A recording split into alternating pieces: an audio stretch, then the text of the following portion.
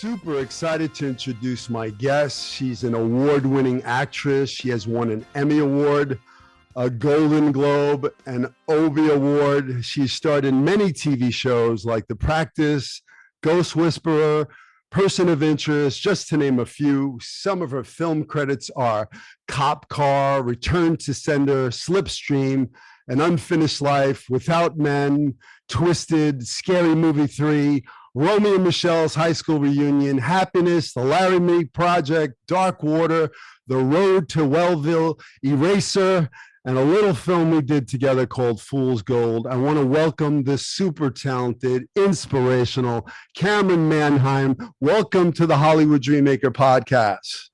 Thanks, Philly. I feel the same about you. It's so exciting to see you again after all this time, but we've kept in touch, but it's great to see your punum.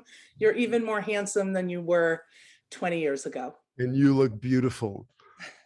Thank you. So I created this podcast, to inspire young artists to follow their dreams. If a kid like me from Brooklyn can come out to Hollywood with $200 in his pocket, one-way ticket, didn't know a soul out here, and make that dream a reality. I've been blessed. I've been a working actor for 35 years. If a young girl from Peoria can come out to Hollywood and, win an Emmy Award and a Golden Globe and an Obie Award, it's possible. So if this is in you, this is your dream, this is your passion, then go after it, and go after it like you mean it. I agree with you 100%. There was never a doubt in my mind that I had to pursue this with everything I had. My parents are very practical. My father was a professor of mathematics. My mother was a school teacher. I always say, thank God I had a brother who was a lawyer so I could be an actor, because coming from a Jewish family, you've got to have one lawyer in the family. But they were incredibly supportive of the arts. And I think they were a little nervous that I wanted to pursue it as a dream. But it's nice when you have a family that is, supportive emotionally about following your artistic vision. But my father made me promise I'd always have a backup plan just in case. So, and I think there are a lot of actors who don't like to have any kind of backup plan because it makes them feel that they're taking the focus on their true dream. But for me, it's kind of like an insurance policy, right? You take out an insurance policy hoping you'll never use it. And that's exactly what happened to me. I had a lot of backup plans, and eventually I didn't have to use it. And I am living my dream.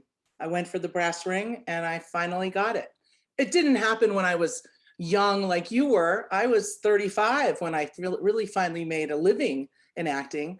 But the truth is, it is about the journey for me and not so much about the accolades and the awards and even, the salary. I did a lot of things while I was struggling to be an actor because I loved it. I purely was driven and born to do it.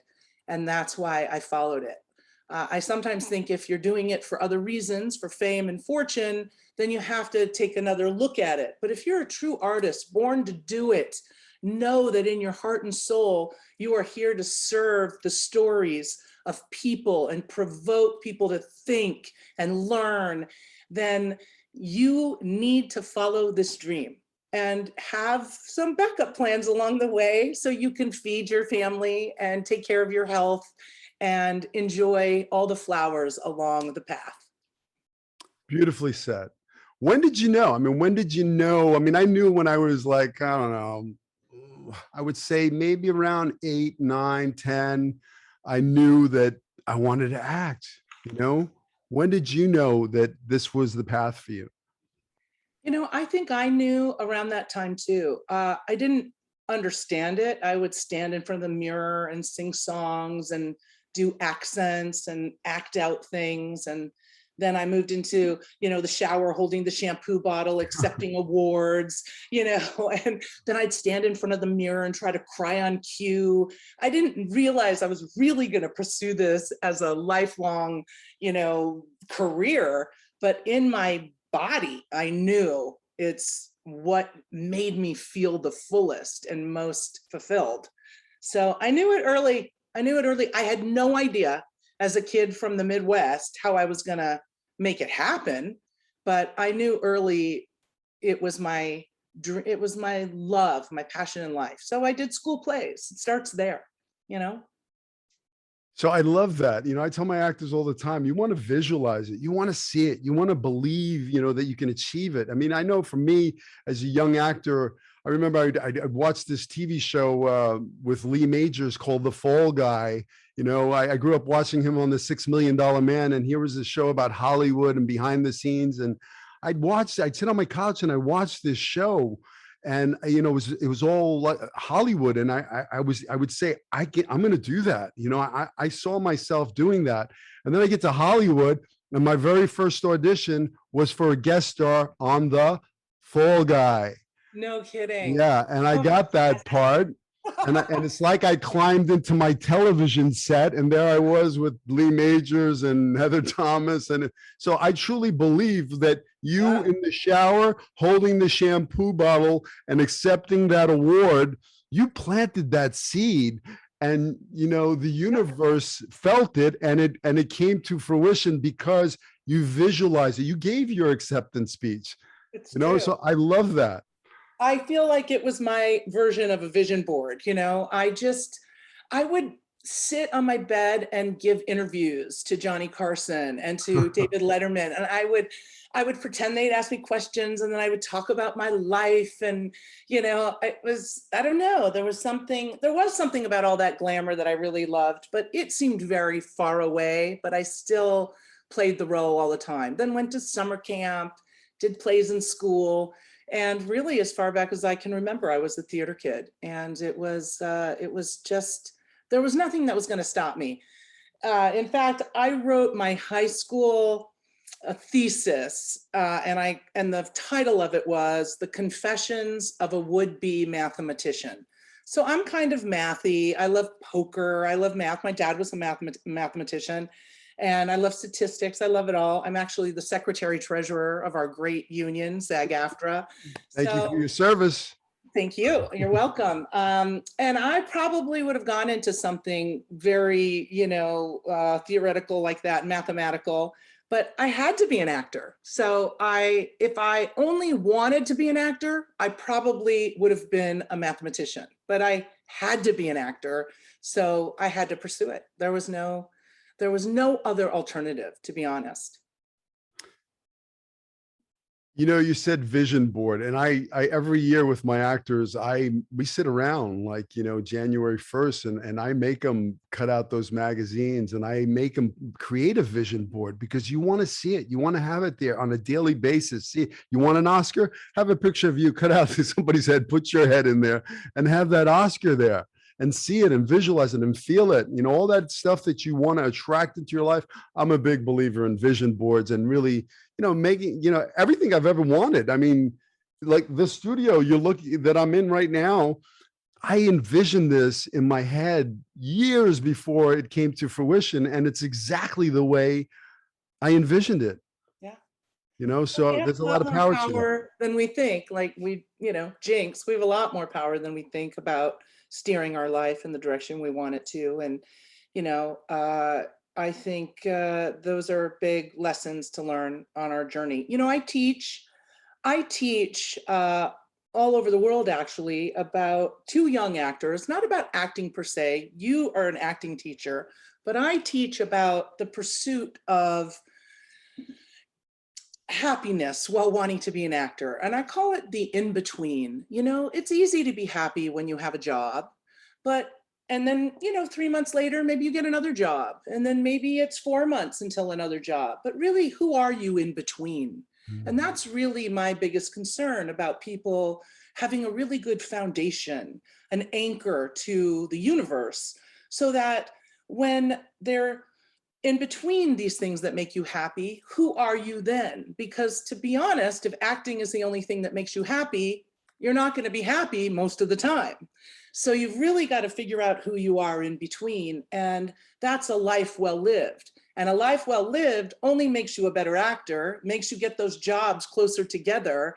And that's one of the things that I really focus on with my students is, how do you save your soul in this business? Because it can be really painful. It's a gypsy life. It's very painful. You put all your eggs in a basket. You want something so badly, and you give the power to someone else to reject you or to choose you. And that's a lot of power to give away. So how do you maintain a sense of self and power in the in-between? And that's what I like to focus on with my students, because that's where all your power lies.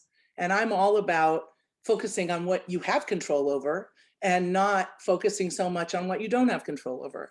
So that has been my greatest lesson in this journey, is how do I enjoy my life in between all the joys of acting, you know? Love that. That's awesome. That's awesome advice, because, you know, it is a roller coaster ride. You know, it is feast or famine. It is, you can't be sitting for the phone, waiting by the phone for it to ring, you know, hoping that you're going to get an audition. You know, you got to live your life. And if the phone rings, great, you know, and that audition, you know, I tell my actors all the time, it's not about going in there and getting the part. It's about, you know, really having the fun of creating a character. The audition is an opportunity for you to create a character, like Halloween, you know, when you put the wardrobe on and the, you know, the mask, and you step into the shoes, and it's playtime. So, you know, don't go into that room trying to get something. Oh, I need this, desperate. Oh, please, you know. What if you took the power back and said, I'm not here to try to get anything. I'm here just to give something. I'm going to come in here and I'm going to shine this God-given talent, this light all over this room. I'm going to leave a piece of my soul in that room, and I'm going to walk out of there confident because I did my job already. I had fun. And if it's the role's meant to be, it's going to be. But you know what? You made a fan. I guarantee you those casting directors, even if you're not right for the role, they're going to love that you went there and played full out. You know, there's a different vibration of an actor that's coming in desperation. Well, you know, I need this job. Or just coming in to have some fun and play. I mean, how many parts have you gotten through the years that were really from an audition you had done prior, and they remembered you and kept you in the Rolodex and called you back and said, I knew you'd be perfect for this job? I think about that a lot. So, you know, and that brings me to being really prepared when you go into an audition and not taking them for granted. And honestly, maybe not going in if you don't like it, you don't love it, or you don't even think you can do a great job with it. There's every now and then I come across an audition and I'm like, I just don't feel it. I don't see it. I don't feel it. And sometimes I pass on it because I know that every time I get in front of a casting director, it is an opportunity for me to shine. And if I feel like I'm not going to shine and I don't feel it myself, not every single role and part, you know, suits me. And so I have learned the power of no is also extremely powerful. When someone says, hey, they would like you to come in on this, and I'd be like, you know what? I don't get it. I don't love this writing. I don't see it. Doesn't feel organic to me. And I can't shine in this. I could do a good job because I'm a good actor and I could make it work, but I'd rather pass and wait to shine another time. So those things are really powerful. And that's also about owning your own power and your own life in between. But, you know, for me, it's about serving your organic and genuine self too. You know, a lot of my jobs came from the fact that I just was 100% me, and I was ballsy and bold, and I didn't try to caretake the people who were, you know, in the audition, and I just did my own thing and took control of it. It took a long time for me. You know, I remember when I first went into my first audition, and in my living room, I was fantastic. I was up on my feet and I was screaming, and I knew what I was supposed to do. And then I get there and the reader is sitting in a chair, and I am kind of dumbfounded because it's not how I wanted it. And I just did the audition, and I couldn't have been good because the environment didn't suit what I was ready to do. And then 3 or 4 years later, I'd ask the people behind the table, do you mind if the reader stands up? I just want to be on their feet. And they'd be like, of course, go ahead. And of course, as I'm going back to start the scene, I think to myself, oh my God, they hate me. I just asked if the reader could stand up. You know, you're always constantly beating yourself up. And then the reader would stand up, and the audition would be so much better because I tried to make the environment work for me. And then years later, I would just walk in and say to the reader, do you mind standing? And I just took control of the room. Love And all that. of a sudden, I felt like, wow, this is my gift to you. I'm making this all work in my favor. And all of a sudden, auditions weren't so painful anymore because I brought my needs in as well to give them my very best. And everyone felt like that girl's confident. That makes us feel safe that she's going to be on our team and hit the ball out of the park. And that's a big part of it too. I was a reader for many years, Billy. I saw hundreds and hundreds of actors come in. And one of the things I noticed that was a real turn on for casting directors and producers and directors was confidence. And then you think to yourself, I want that. How do I get so confident? And, it's not something you can just pretend to have. You got to organically have it. But how do you get it? It's the pursuit of confidence that's really fascinating. And sometimes you just have to pretend like you have it and you'll reap some of the benefits. And as you reap the benefits, you start to like, wait a minute, I actually have this. But confidence is very important. When you do a movie, a TV show, a play, it doesn't matter. It's like you guys are in you're in a war together, right? You're trying to make this work and you want all the soldiers in the war to be prepared and ready, and they've got your back. They're not going to miss cues. They're not going to screw it up. They're not going to switch shit up on you. You want people to have your back. And that's what you want to walk in with. And that's where I think you have to focus on what makes you truly confident. And if that means you got to read books to little kids and serve hot meals to people and give service back to this world, so you know that you matter and you feel confident from that, that's what you got to do. But confidence is, I think, the person with the most confidence wins. And I think that's a really important thing to learn as an actor, is to be confident. I love that. I love that. Yeah, own the room. This is my 5 minutes, I'm not going to sit in that chair. Take that chair, move it over, take over the room, engage those casting directors. If there's an interrogation scene, I'll take the director. He'll be one of the detectives. I'll take another one, and bring everybody into it. Make them feel. I mean, that's the biggest thing for me is, how do you make them feel? Whatever the given circumstances in the scene, go in there and make them feel that. If you can make them feel that, if you can make them laugh, make them cry, leave a piece of your soul in the room and walk out confident, you've done your job. So I love that. And just starting with before you even get into the room, how many of us have sat in a room and looked at every actor sitting there waiting to go in and explaining why they're getting the part over you? Like, your brain does this really shitty thing like, oh my God, Margot Martindale's going to get this job. Why would I get this job? She's going to get it. She's better. You start doing that with all the people in the room until one day you walk in and you sit down in a waiting room and you look at everyone and you feel they must be pretty freaked out that I'm here. And when you start to feel that, like, I can see they're nervous, I'm here. That's when you walk in with your guns out and ready to, shake up the room. I love that. I remember walking in to the auditions and it's the same group of actors that you go up against all the time. And I know them all, but I'm the one who booked that film or that TV show or that guest star, so when I showed up, I walked into the room and I walked in character. I didn't leave anything to the imagination. I'm reading for a Marine. I shaved my head. I got dog tags. I did 150 push-ups in the parking lot. I'm coming in like a military guy.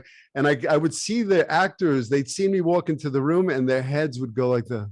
I know. That's the greatest feeling. Yeah. And I wouldn't have to say a word, I know. I've been in those rooms where the people go, oh shit, why am I here? And I'll be like, you never know. Yeah, and that's how you all out, Billy, all out. You own the lobby. You know, I tell my actors all the time, own that lobby. And how do you own it? You own it through your preparation, through your choices, through your backstory, to knowing that character better than everybody else, even more than the writer, because the writer didn't give you a last name. You gave yourself a last name. You gave yourself where you grew up, what your childhood was like. You have all those choices, and you're bringing that. You're a product of environment, a neighborhood. You're bringing that into the room, and you don't have to say a word. It's there. It's the work. And then you can really truly play. I couldn't agree with you more. When you are prepared, when you have done the work and you feel confident in your work, I hope you feel good about what you're doing. If you think you're terrible, that's not a good place to start. I hope you think like, I want to do this because I have the capacity to feel these things and to become another character. If you feel that way about yourself and you do the work, when you go in there, your imagination, your feelings, they get to fly because you're really flying on preparation. You're not just going by the seat of your pants.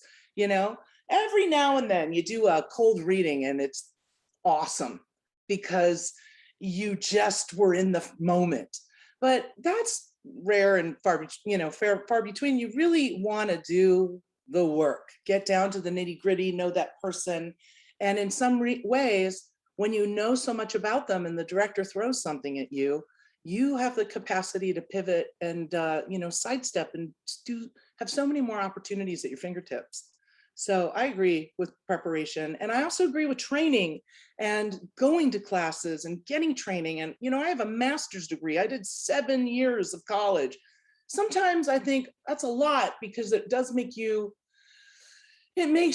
really take a magnifying glass to everything. And sometimes that can backfire a little bit, but exercising your instrument and taking classes and being in the company of people who love it like you love it, and the talk and the chatter, it's all very important to a life in this business. I tell my actors all the time, if you fail to prepare, you've prepared to fail. So be prepared, be more prepared than everybody else. So how do you prepare as an actor? How do you prepare for an audition? What is your process? I feel like I prepare 3 times. When I read it, I just let it wash over me and I get a general feeling of the character and the story and how it made me feel when I read it. Then I do my work, and I look at what they're really saying, what they want, what their objectives are, what their purpose is, why they're in that conversation. What are they there for? What do they want? And then I think much of my real preparation is when I start to memorize things and I start to see how they breathe and how they communicate and the words they choose and the combination of how I felt when I first read it, what I intellectually think the character wants and needs, and then how it fits in my body when I lift the words off the page and let them fly. And there are times when I get really stuck on making something feel honest and I can't make the words work, and I have to work really hard to make them all feel organic and true to me. And that is where all my toolkit comes into play. All the little instruments that I have to deal with language and cadence and tempos and breathing that really lets the power of my characters fly. So that's really kind of what it is. I just feel it. I look more deeply and then I put it in my body. And when I put it in my body, it is really clear to me when it feels incredibly real and truthful.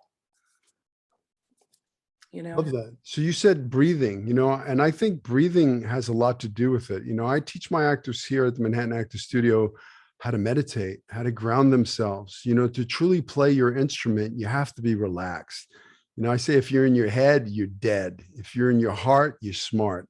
If you can get out of your head and get into here and come from here and play and joy and love and peace, you come from here, that's a completely different vibration.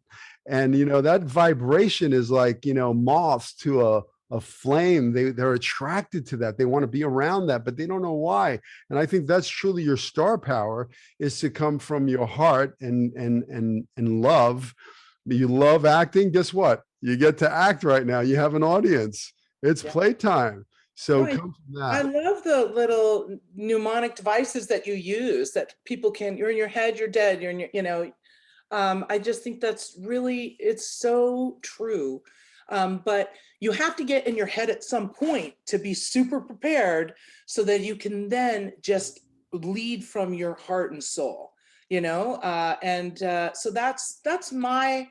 that's, I guess, how I do it. I feel it, I think about it, and then I feel it again with all of me, as with 100% of me. And I know when I'm feeling it and when I'm not feeling it.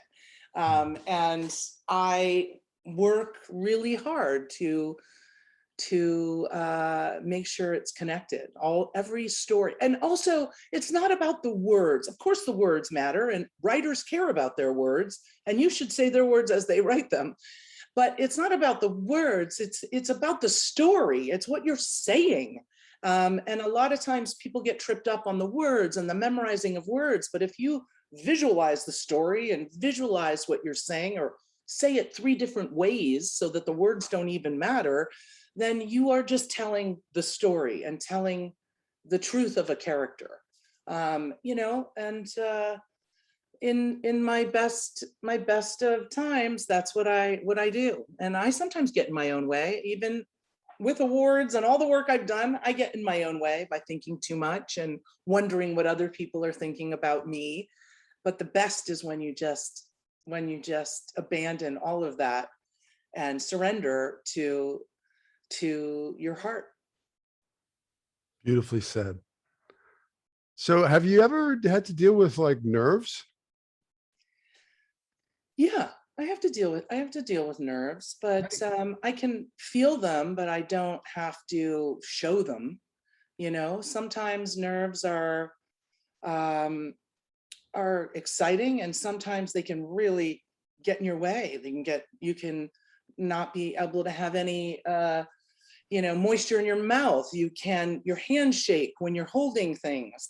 I think, like you said, meditating or remembering why you're there. I think there's a lot of, I used to think before I went into an audition that I had 0 points and I had to go in and I had to get 100. And that is a big mountain to climb when you have 5 minutes to climb 100 steps. And then I started to think, like, wait, that's not true.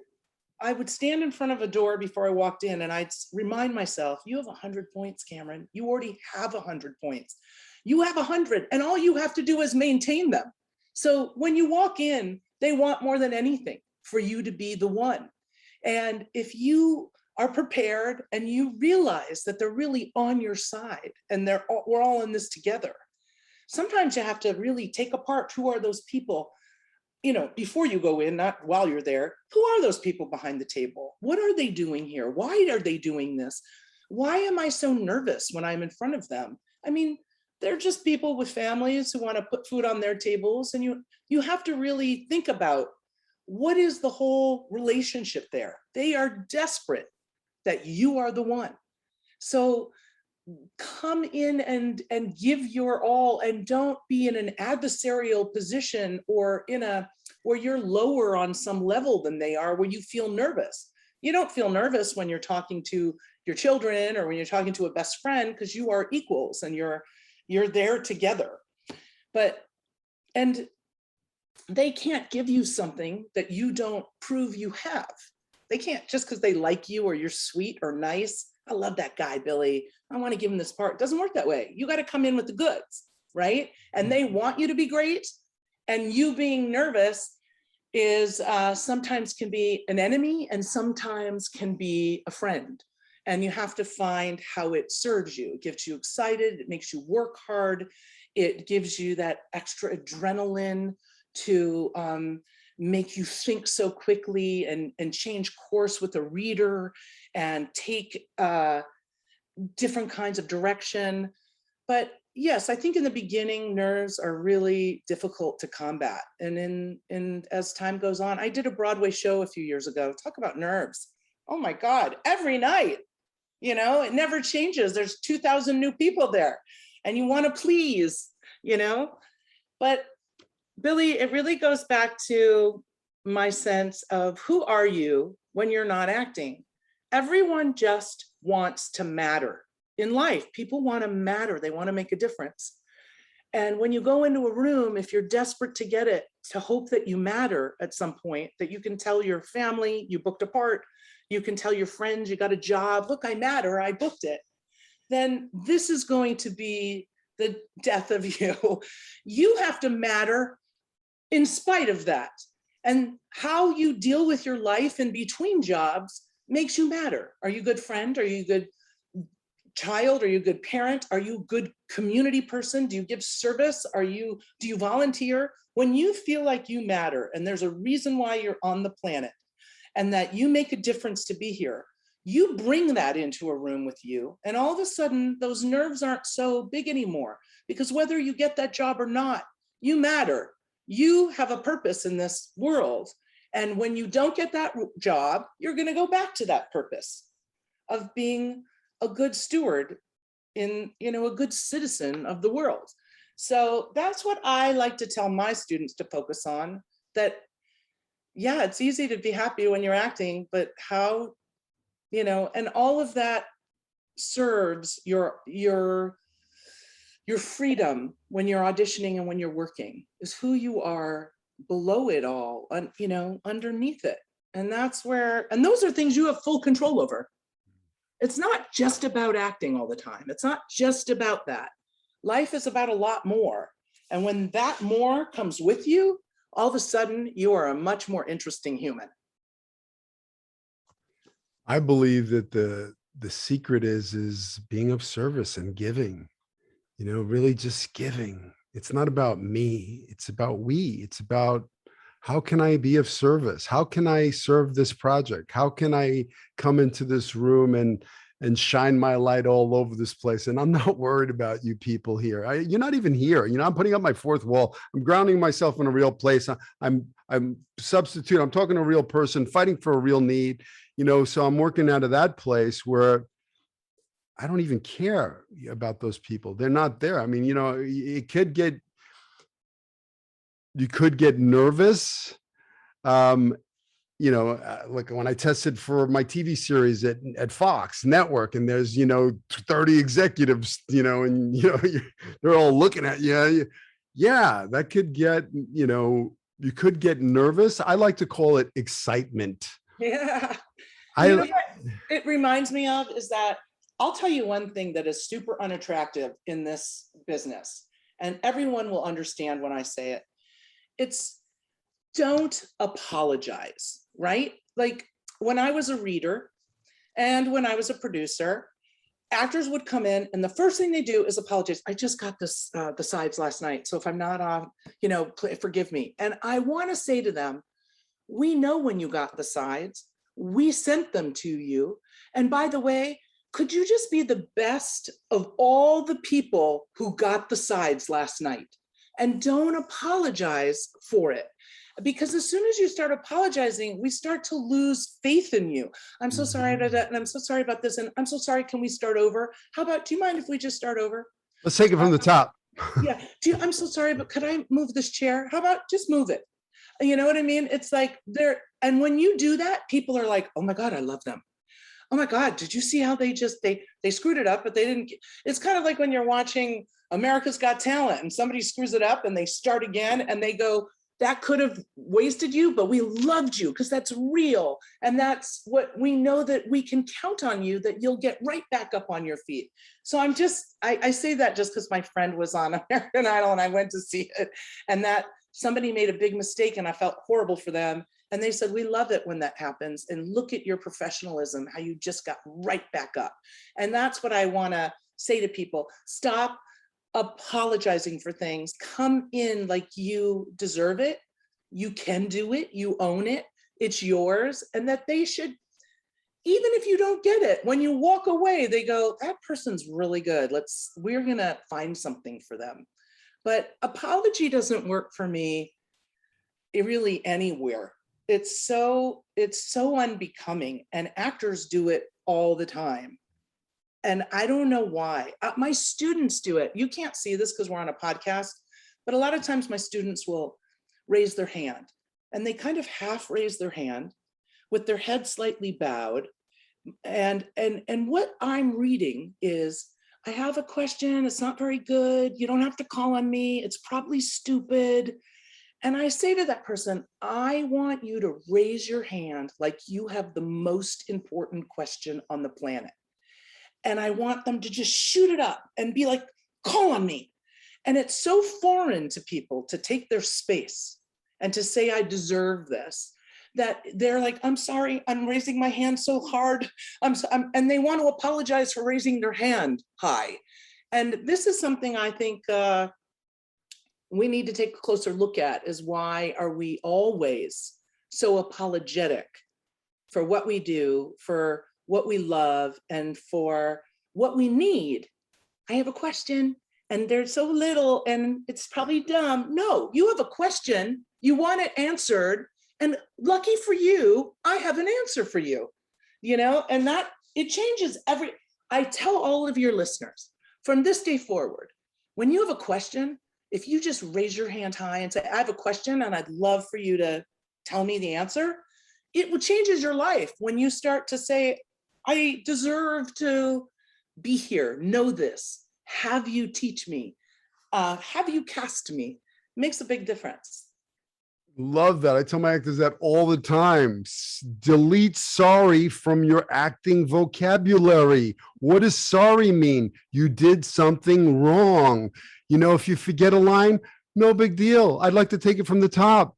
I've worked with Academy Award winning actors that forgot their lines or said, I'm nervous. I remember when I was working with Forrest Whitaker, and he stumbled on the line, and then he said, I'm a little nervous. And I went, whoa. I said, you got an Oscar and you're nervous? I said, that freed me up. I'm like, he's got an Oscar. Everybody, all actors forget their lines.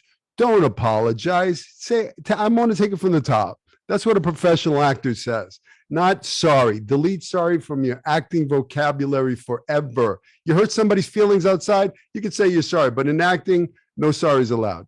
I agree. And I love the way you say it so simply, and for people that they can hold on to these little great pieces of advice. That's right. Delete sorry. It's useless unless you've really harmed someone. And then apologies are really important.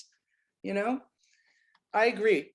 You say everything so succinctly. I mean, I can imagine what an amazing teacher you are, Billy, because, when teachers, wax poetical too much, it's hard to kind of grab the little nuggets. But everything that you've said tonight they're small enough little mantras to remember. For me, it's, I don't have to get 100 points. I already have them. I love that. I have them walking in.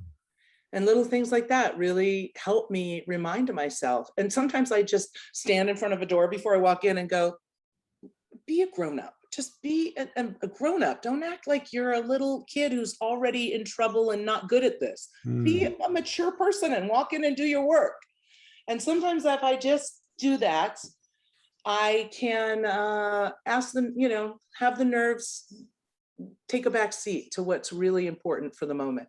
Yeah, that's excitement. That's like batteries for an actor. You want that. If you focus that adrenaline, if you focus that energy, it's like, Michael Jordan with 3 seconds on the clock, the adrenaline's, the clock's going, you swoosh, it's being able to be in the zone. And, that's when the magic happens, when you drop in the magical zone. And I believe that adrenaline, if it's used properly, it's a really good thing. That excitement, some people call it nervous, I call it excitement. embrace that. That's a good thing. And often, do you ever notice, and this happens to me, and I don't know if it happens to you, sounds like you get really excited all the time. I I do. sometimes get tired before an audition. Like I'm like, oh, I can't believe I have to go do this. And then I get there and then I do it. And when I leave, I'm literally high on life. Yes. It's the best drug you could ever get. I don't know why I get so tired before I go, but I think it's just because It's the work. I have focused, you know, and I'm carrying the character with me, and I'm just, I don't know, I'm in a zone. And then as I get there, from the waiting room into the room and then leaving, I feel like I could build a house. I have so much energy. Love that. I tell my actors all the time, that's a really good place to be. And you don't want to go, okay, well, I'm tired. Let me drink some caffeine or put something in your instrument that's going to get you jacked up. So when the adrenaline does kick in, it takes you red line and you're, so you want to be in that place, in that grounded, relaxed place.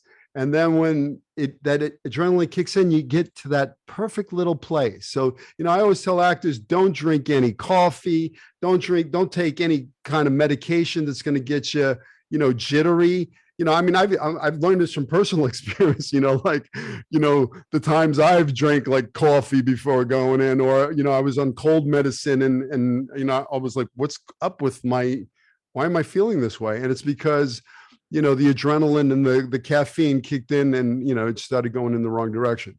Yeah, for sure. So everything that I teach is from personal experience. Don't make the mistakes that I made. I've been there. I've done it, you know, learn from my mistakes. Yeah. And sometimes you have to make your own. So then you just are like, fuck that. I am not doing that anymore. You know, I am not apologizing for myself one more time. We all do it. And you know how somebody bumps into you and you say you're sorry? I mean, what is it about us? It's such a really interesting thing that someone bumps into you, you're like, I'm sorry. And I'm like, no, I don't get it. But that was a big lesson for me, was to take over the room, to come to do my work, and to realize that I love other things in life and I am more than just that. And that informs me. You know, I'm into politics and I'm into service and I'm into all kinds of things.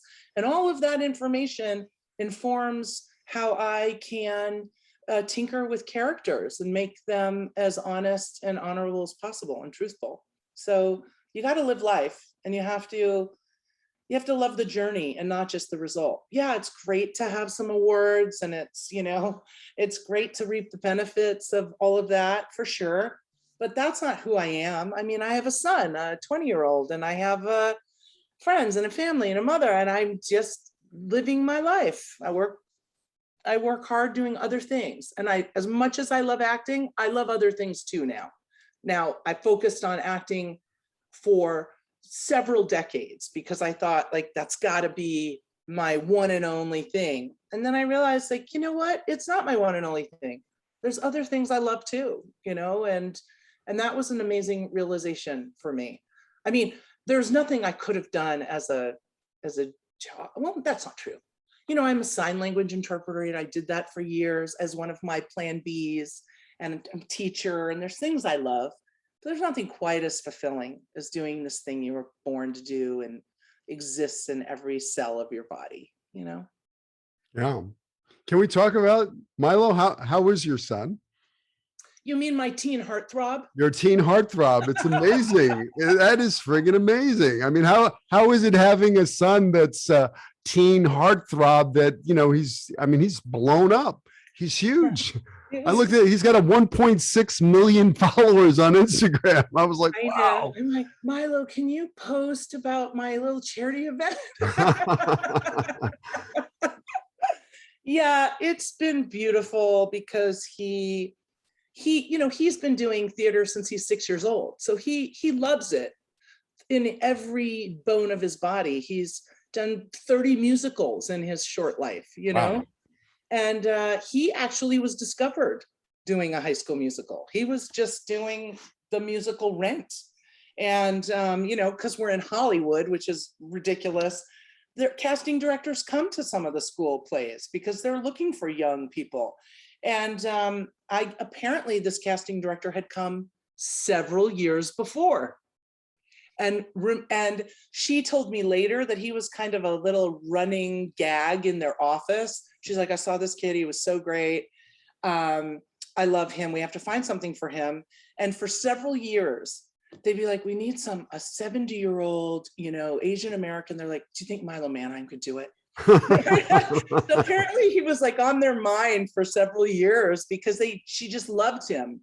Yeah. And she found him through my agents and said, I have something for this kid. I would like him to audition. And I remember thinking, he was only 15 at the time, like, oh, that's so sweet. They're never giving him a lead role in a Disney, movie. But what an interesting experience for him to go on. And I remember going, do you want to try this? And he's like, sure. And it never occurred to me in a million years that they would cast an unknown. And Milo had never been on film or television really before. And he grew up on set, so he knew kind of the environment and the universe of it, but he had never really he'd been on in plays.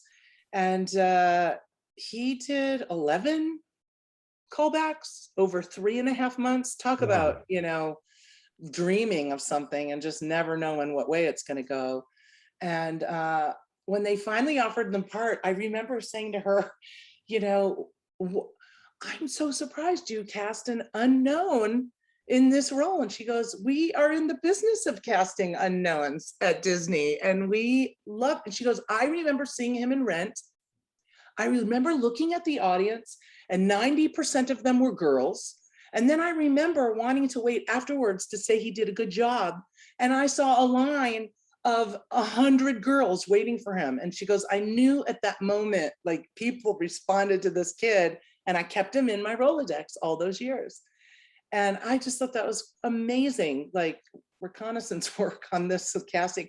Amber Horn, by the way, casting director, who has become Milo's, guardian angel. She's amazing. And she pushed for him and he got cast in this Disney movie. And now he just finished the 3rd one in the series. He's been in Toronto all summer. And that's called Zombies on Disney Channel. And it's been an incredible experience. He loves every second of it. And then, of course, he did Dancing with the Stars, which was a huge, incredible event. He was in high school at the time, and I said, you can do it, but you have to stay in high school.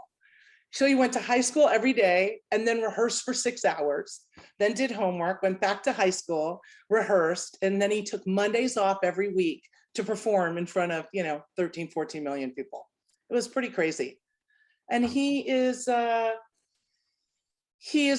amazing ambassador for Disney. He's so great with kids. He's such a good guy. He is also a political and very aware of what's going on in the world and tries to do amazing things. And I'm just really proud of him. We're so proud of him. That's amazing. Good boy. How's he dealing with, listen, I know a little bit about, being a teen heartthrob,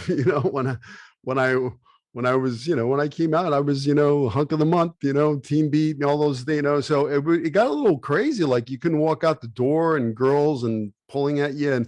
And for me, it was very uncomfortable. I didn't like it, like not being able to go anywhere. I mean, how is it for him dealing with that kind of fame? I'm sure if he walks outside, he gets mobbed.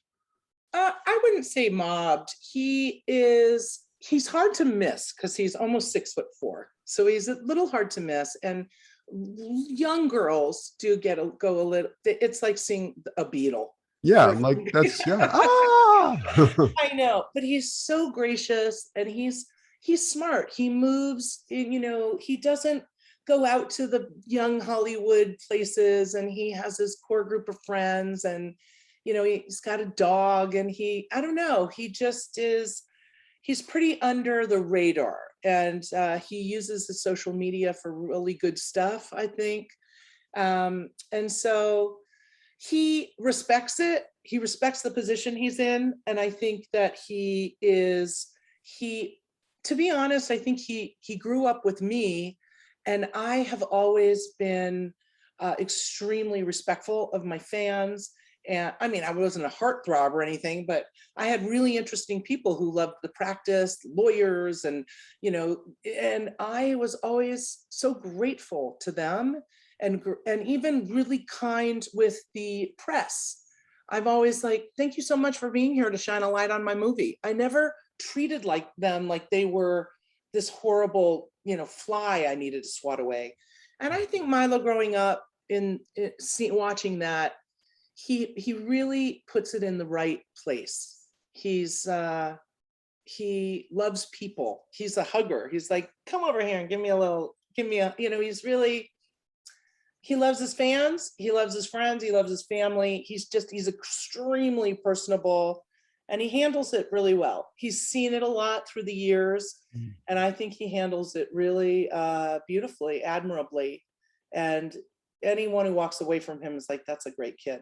Yeah, well, you raised him right. He knows it's a privilege to do this. He knows all of this is a privilege, and he's worked hard for it. He's good at it, and he respects it, and he doesn't take it for granted. And I think that I don't know, he walked in eyes wide open. It wasn't like a big shocker to him, and he's always been a little bit of a heartthrob.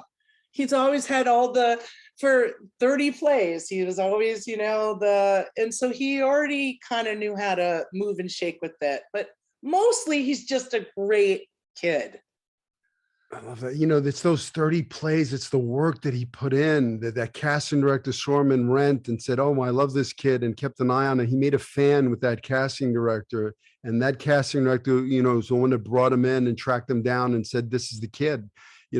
That's what you do. You got to put the work in. You got to put yourself out there, and people will recognize your talent and the work that you're putting out there. And, if you're lucky, somebody's going to recognize you, and go, wow, this guy's really talented. Let's try to find a show for him. Yeah. And it's amazing that he did that. It is a serious, like, Hollywood success story that he's like discovered in a high school play. And part of me is like, oh, I wanted him to do the work like I did, but he does. It's really funny. Don't think I'm a bad parent or anything, but sometimes, like, when he would audition for a school play, it's always just a given that Milo was going to probably get the lead, and he wouldn't do as much work as I wanted him to do. And I would secretly hope he didn't get the part. Like, how was he going to learn if he just keeps getting these lead roles? He can sing, he can dance. He's 11. How many kids can sing and dance at a school? He's going to get a good role. But he would, like, I read it once or twice, and I go, you want to read it with me? Did you read the whole play? I was like, Mom, I got it. And I would literally secretly hope, God damn it, I hope he doesn't get this role. Because I didn't want him to, that's him. And then I joke about it, and I say, and then sometimes when he was on the soccer field, I would secretly hope they'd lose the tournament because I didn't want to have to go to Riverside. And I'm like, I root against my son. What is wrong with me? But he would get those roles, and then he always did the work, and he always shined, And even now, sometimes he doesn't do as much work for an audition as I want him to do. And I think he's now feeling it. Like, I got to really put in the work. And so he's learning as he goes. He's not, 100% there. It's a big journey to learn how to do this properly and to put all the work in. And it's hard to put that much work into every audition when, you then feel slightly defeated when you don't get it. I get that, that's human to put so much work in and want it, and to think to yourself, like, what if I got this, and how it would change my life. And I think that's always, that's probably not a good thing to do, is to get ahead of yourself and think like, oh, what happens if I book this? Because then it really just becomes so devastating, Sure. You gotta love the journey, as we talked about earlier. All about the journey. So I just had a curiosity, you like blew up. I mean, we did the movie, in 1998 or something like that? We did Fool's Gold, something like that. Yeah. And then, that sounds about right. And then you just blew up like ba-boom, I was so proud of you watching you get your Emmy Award and give your speech. And, I mean, just, it was like, wow, how friggin' awesome. And, you were on the cover of every friggin' magazine, every magazine, there was Camryn Manheim. You wrote a book, a best-selling book. How did you deal with the fame? Yeah, I am a people person. So I'm an artist first, and I am a trained artist. Like I told you, I have a master's degree in acting, and then I did theater in New York for 15 years. I wrote my own one-woman show, which is how I got discovered for the practice. And when I did the practice, I laid really low. I didn't have a publicist. I didn't do any of that fancy stuff. I just did my work because I love it. That's what I am here to do. And then all of a sudden, I won an Emmy Award, which was it was a magical, mystical, incredible moment. And then people were knocking on my door. Do you want to write a book? And I'm like, yeah, I want to write a book. I want to write a book about, growing up fat in this fucking industry and trying to figure out my way to do something that heretofore was never allowed, to have a woman who was sexy and articulate and smart, who was also, a curvy girl, take over a room. And I wanted to write that book. And I just, I enjoyed all of that came with it. It was exhausting. And I just, I put it in its proper place. I didn't let it define me as some kind of superstar or put me in a weird expectation of other things. I thought it was fun and delightful and wonderful. I always remind myself, like making a movie is not curing cancer. There's still other really important things that matter to me. And so I found a way to enjoy it and not hate it. I saw too many actors hate it. It's so crazy. I talk about this in my book, where, everybody gets this idea like actors hate all of the limelight and hate all of the attention, but they pay somebody to get that attention.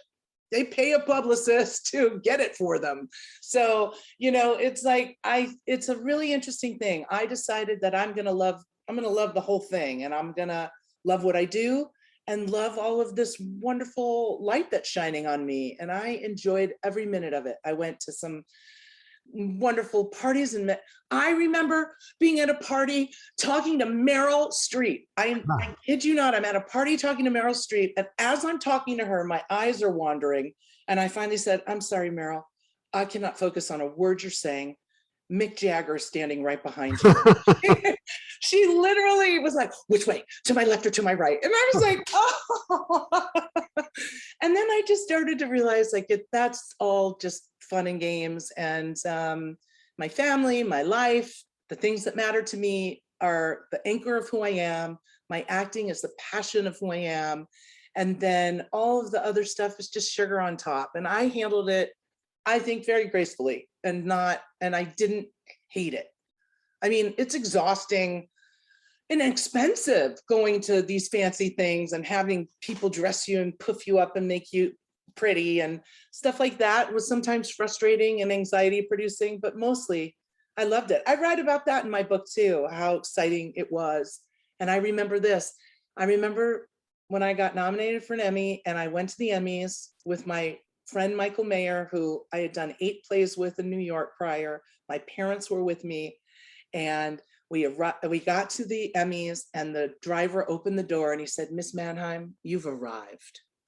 I remember that. And I'm like, oh my God, I have arrived. But I am still the kid from Peoria, Illinois, the little kid who dreams with a shampoo bottle in my hand. I still marvel when I go under the arches at Paramount or Universal. I am not jaded. I love it. I can't believe I get to do what I always dreamed of doing. And I'd never take it for granted. I love it. So inspirational. I loved your speech. What did you say? Well, I think, I had taken my autograph book to every award show that year. So I was like, I have my autograph book. I hope everybody will sign it. And then I just lifted my Emmy above my head in a perfect line and said, this is for all the fat girls.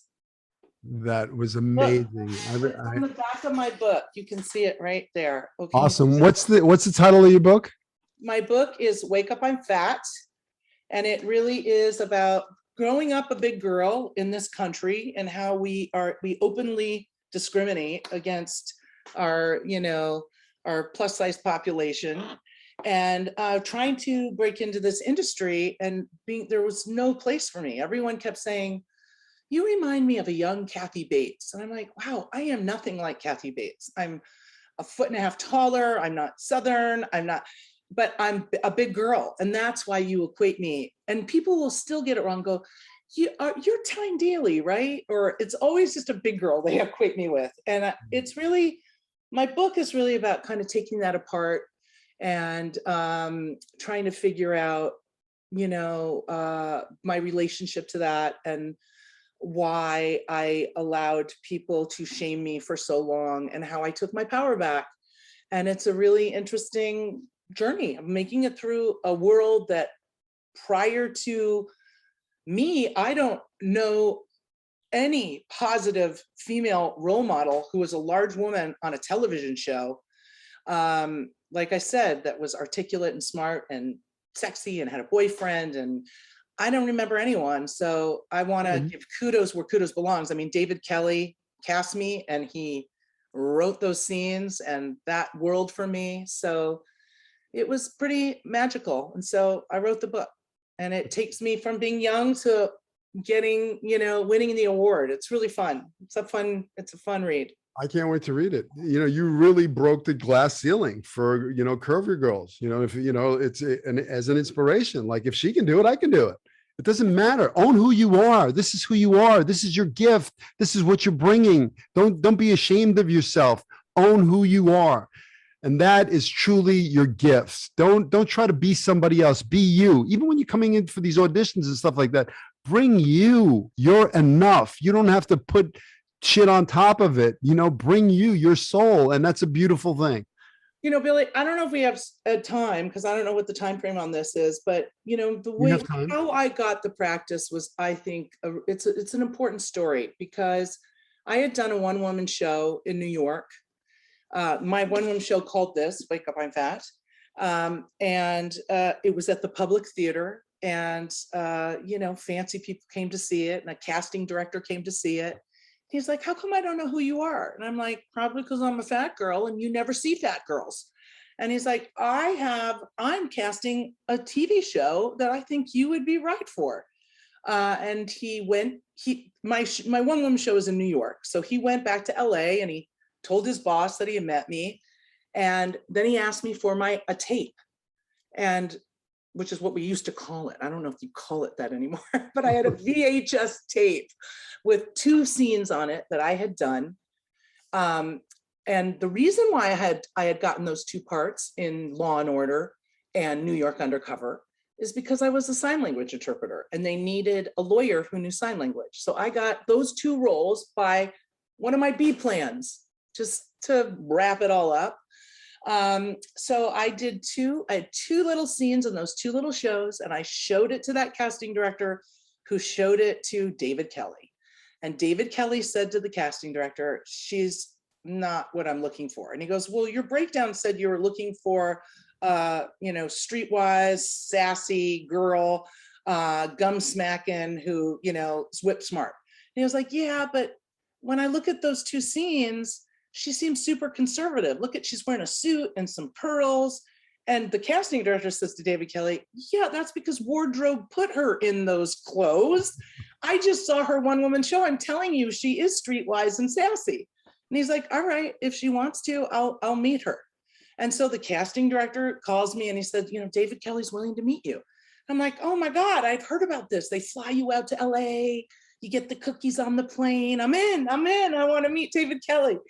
And he's like, well, it's not really like that. He's willing to meet you, but you'd have to get yourself out here.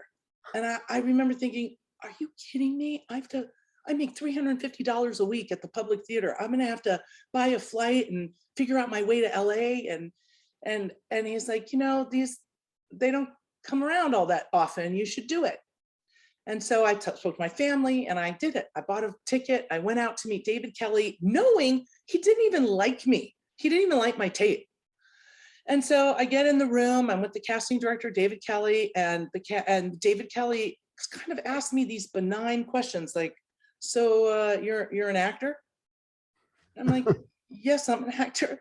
That's why I spent my life savings and flew across the country to meet you. Like, it was horrible. He clearly was not interested in me, and I could just tell it was going downhill really quickly. He's like, yeah, you know, Randy told me your show was really funny. And then Randy would go, tell him that part where this happened. And I'm like, well, Randy, since you told the punchline, maybe you want to tell him the story. You know what I mean? Like, I couldn't win. I just could not win in this audition at all. And it was maybe 3 or 4 minutes. It wasn't long. And it was over. And I was like, wow, man, my first time in LA, I put all of this into it and it went like that. And I'm getting up to leave. And I saw that there was a cribbage board sitting next to David's couch. And I'm like I said before, I'm a gamer. I know games, I know card games, I know poker, blah, blah, blah. And I remember thinking to myself, my God, he's married to Michelle Pfeiffer. When does he play cribbage? I'm just thinking it to myself. And as I'm standing up to leave, I went, David, do you actually play cribbage? And maybe it seemed really judgmental when I said that. And he kind of sat up for the first time in the entire interview. And he showed a little sign of life, which I hadn't seen yet. And he looked at me and he went, I do play cribbage, but I don't think you want to go there with me. And I don't know, I thought, okay, I can just be like, okay, I get it. You play cribbage. Nice to meet you.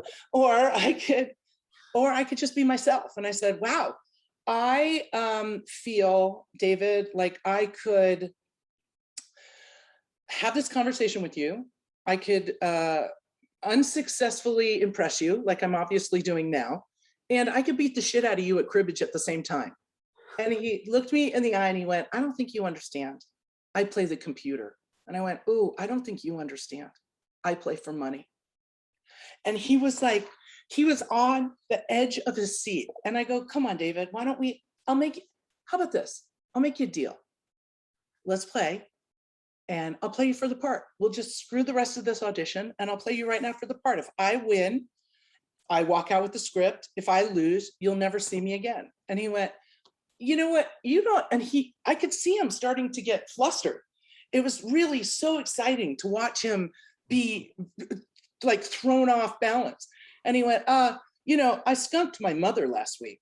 And I went, okay, so I smell your fear. Why don't we just play? And he's like, I don't have time to play. I go, David, I could beat you in the time we've had this conversation. And he was he was on the edge of his seat, so was I. And he goes, here's the problem. If I were to lose, I couldn't make good on my deal because I haven't even written the script yet. So I'll make you this deal. If you leave my office right this minute, you'll be the first person to get the script when it's done. And I said, all right, you've got a deal. I shook his hand. I walked out. The casting director followed me and went, what just happened? I go, your boss thinks he could beat me at cribbage and he's wrong. And he's like, I've never seen anything like that happen before. And I'm like, I have been in 150 plays. I walk on stage, I say, really? Then what happened? And then I walk off stage. And you know what I do backstage? I play cribbage. So you tell your boss, I challenge him to a duel. And so I went back to New York. About 3 weeks later, I get a script delivered to my door. The first time in my life, a script delivered to my door. I used to have to go to my agent's office, go through a box and find a script. But this script was delivered to my door. And I opened it up and the description of the character had changed. It didn't like say big ballsy woman anymore. No, it didn't say streetwise and sassy. It said this big ballsy woman walks in and takes over the room. My role. And from there's, auditions, and I did get flown back out, and they did pay for it, and I did get a hot cookie and all of that. But it was because for that moment, I was just fearless and was myself. It's like I lost everything in that 4 minutes because it didn't work. It wasn't working. I could tell. And then something changed, and I retook control and said, no, this is my audition. This is my time with you. Now we're going to do it my way. Let's play for the part. Cut to, I turned 60 last March. And for my 60th birthday, my son and my mother, it's crazy. I came into my office, I opened up my Zoom screen, and there was David Kelly saying, I want a rematch. I love that. Bravo. Bravo. So it's just more for your students to understand that be true to yourself, be who you truly are. Trying to make people think you're nice and sweet and easy and go with the flow is kind of not interesting. Who are you uniquely? Why do people love spending time with you? Be that person, you're who you are all the time, Billy. And I learned to let my freak flag fly. And it's hard to do early on in your career because you want to be, you want to be easy, but that's not what it's really about. It's about what makes you kind of special and wonderful. Love that advice. You own the room. You stepped into your power. And that's what you want to do. And, I've heard, I've done this podcast, this is like my 36th podcast, whatever. And I found a lot of stories like that from actors where, David Proval, when he got The Sopranos, he had that moment in that casting, in that room, where he just stepped up and into his power and really truly owned the room. And then that's what you did. You stepped into. What do you have to lose? What do you have to lose? You can go in and be just like everybody else. Go in and, ask some silly questions or say, oh, I heard that you had a Shih Tzu dog. So do I. And make, small talk, or ask questions that you don't really need to know the answers to about a script. A lot of people, some acting teachers say, ask a question. And so people create a question to ask, not a question that they really have deeply, that will change how they see something. Because people get a lot of different advice about auditions, but I don't know. Listen, I don't even know where I was going. I'm the only thing I retain anymore is water. So I just immediately. But I just think, you don't have anything to lose by being your bold, beautiful self. But just being just trying to please people, it will never be exciting. Safe, boring. Next. Vulnerable, truthful, exciting. Vulnerable is really it, where it's at, right? That's it. Vulnerability. Vulnerability is your power, your strength. If you could step into your vulnerability and just be, this is me, naked. Here you go. This is my soul.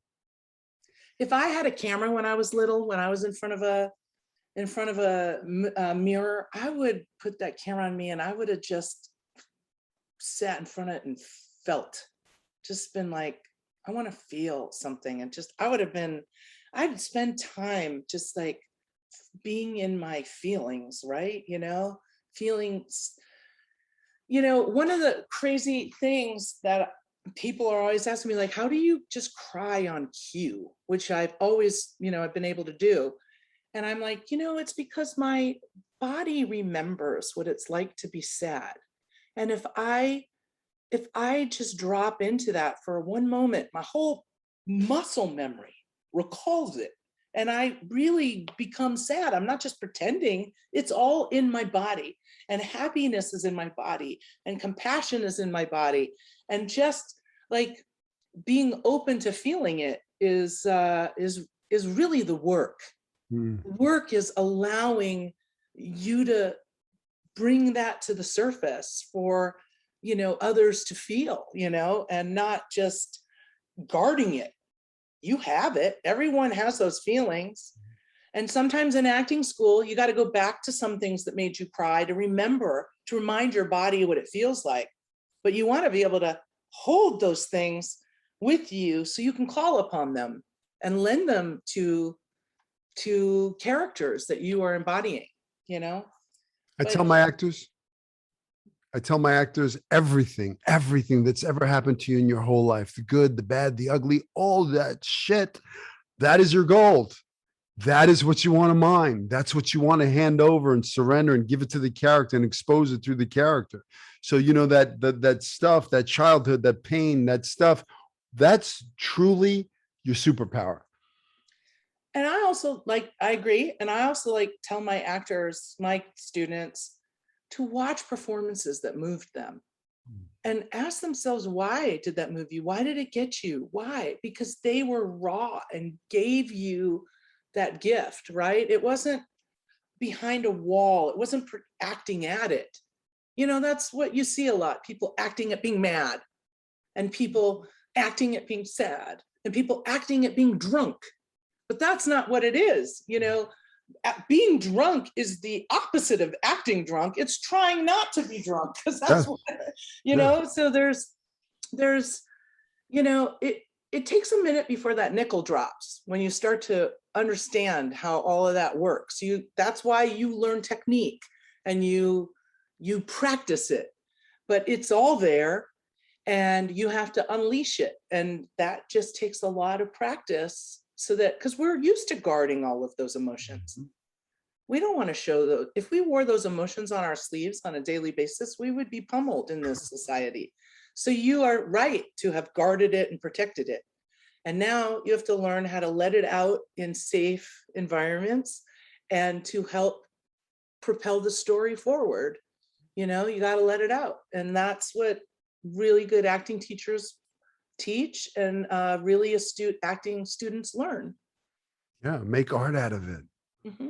Take all that good stuff, you know, and truly that's the paint, to paint the canvas of the scene and leave it there behind. Leave a piece of your soul behind, and then they will feel you. You know, that's why, you know, you feel that performance, because that actor's not acting. They're just bearing their soul. You know, that's their truth coming out. If you could go back to the little you and give some advice, acting advice, life advice, what would that be? Wow, you know, that's a really hard question. I mean, it would probably be, life advice would be more about reminding myself that I am smart and I deserve and I should own my, you know, my wants and desires and feelings, and not to apologize and not to cower, not try to, try to please and obey rules, of course, but to be bold and move outside the box, and I don't know, to stick up for myself and to stick up for others, and to, not that I didn't, but I could have done it more, and just to, I don't know, just to learn what's really important in life and not to be sidetracked by shiny objects, but to really focus on and to have friends that make you feel good and powerful, and you know, and lift you up. I feel like in my early life I had some shitty friends, and I think maybe friends don't know how to be good friends when you're young. So as a young person, I'd be like, pick your peers wisely, and you know, I don't know, I don't have poetic words for that. It's really hard growing up, and it's really hard growing up now. um you know, but for young actors, my biggest advice is service to others, so that you feel and know how important you are in the world, and that comes and follows you everywhere you go. And I really just, makes me sad when I see actors put so much into one audition and then be so defeated, and then are kind of paralyzed for a while because it hurts so bad. And I want them to love all the moments in between, and I don't know how to teach actors how to act, to be honest. That's your job. But I can teach humans how to make all the moments, count, and to be a part of the collective goodness and be a good citizen. And for me, that's when everything unlocked, when I was a sign language interpreter, and I literally ran around New York, showing up at hospitals and AA meetings, and I just was there to get information across. It wasn't there for me. You're not even supposed to have a voice. You just sign and let other people have experiences. I'm like, oh my God, it's so important that I'm doing this. And I realized that then I was powerful and that I mattered, I was important. And then I brought that with me everywhere I went, and it changed everything from that moment on. That's beautiful.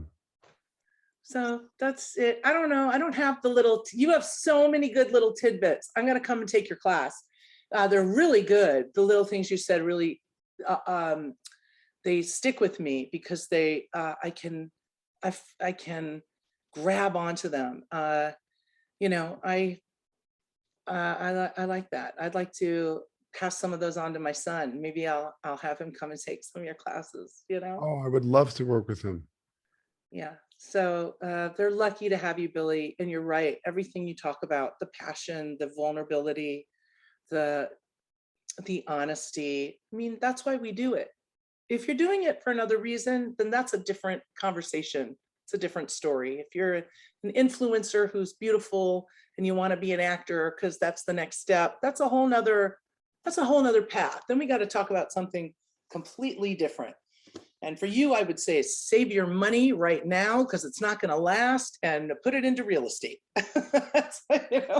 But if you're really doing this for the right reason, you're an artist through and through, then this is the way to fill your soul with all of this stuff we're talking about. And I'm sure every actor you talk to has the same thing to say because it's just true. It's not some fly-by-night stuff that you and I are talking about.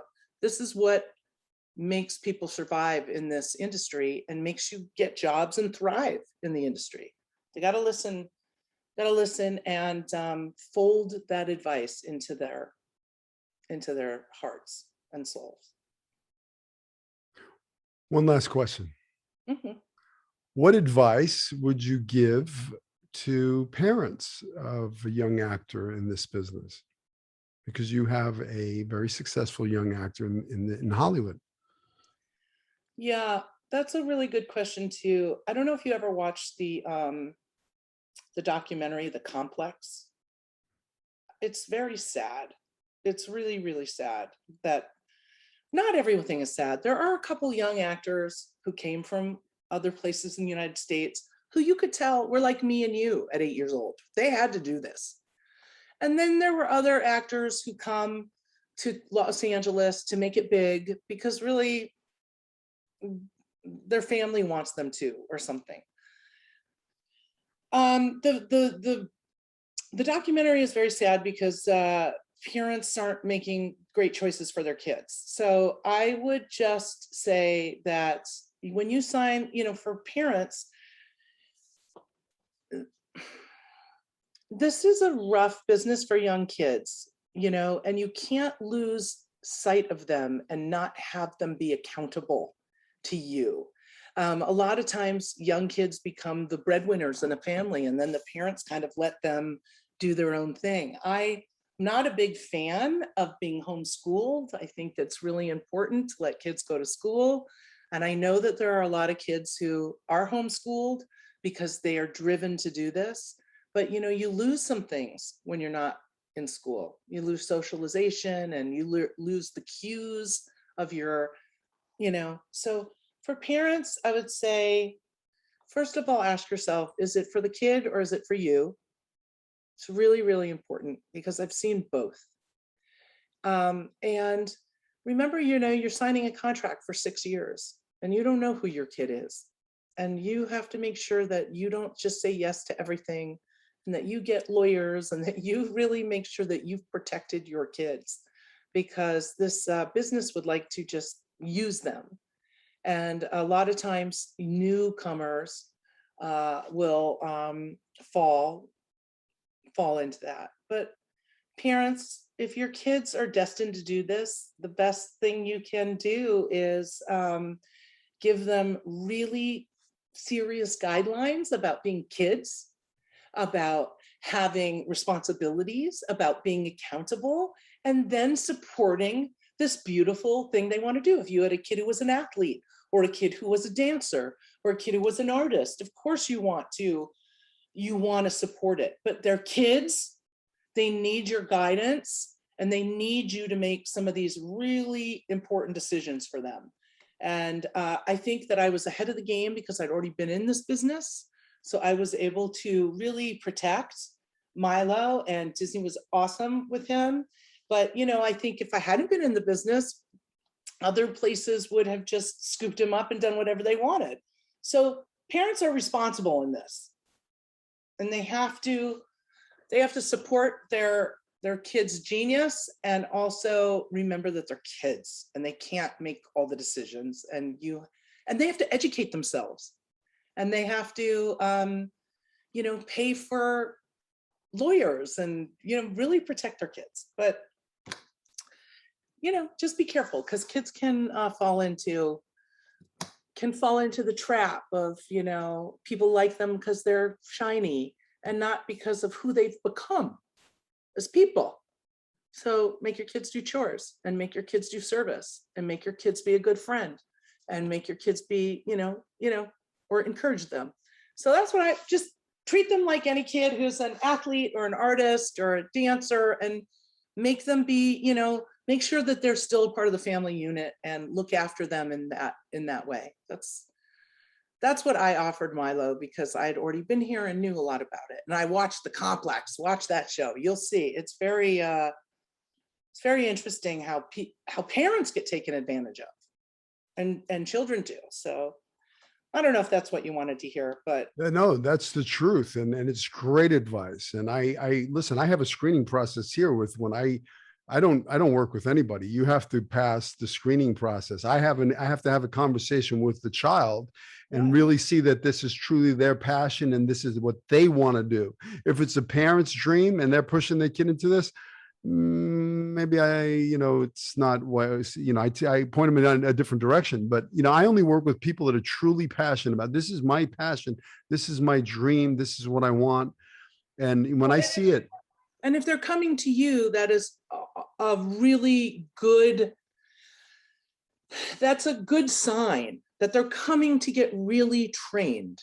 They're not just cute and everyone said you should be an actor, but they're coming because they really want to be trained. And that's another thing for parents.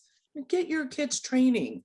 If they don't love that, they don't love the process, then there's something rotten in Denmark. Really heed the signs, because this is a big commitment for any young person, and parents need to be the spirit guide on this, because a kid looks at the Kardashians' Instagram and says, I want that. Well, who wouldn't? It's very shiny and pretty and wonderful and sexy and all that stuff, and who wouldn't want that? You've got to make sure that that's not what they're looking for, because that's just going to be devastating. You want them to be watching movies, going to plays, loving the whole process of it. I always ask my students, what's the last play you saw? And sometimes that dumbfounds them. And I'm like, I don't understand. For me, I know we're in LA, but there's still plays. And that's where some really great work is done as well. You should be well-rounded as a performer. Great advice.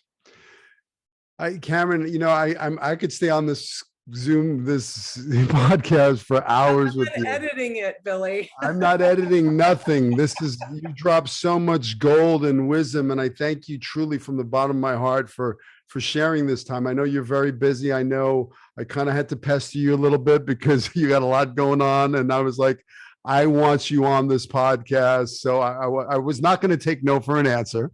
I know. Well, I've been the secretary treasurer of the union during a pandemic. So that was really a crazy, interesting time, working really hard to get employment for actors and get the industry back up and working. So I was very consumed. I've always wanted to do it. And then you pestered me again. I'm like, I'm in, let's do it right away. Well, thank you. Truly, thank you from the bottom of my heart.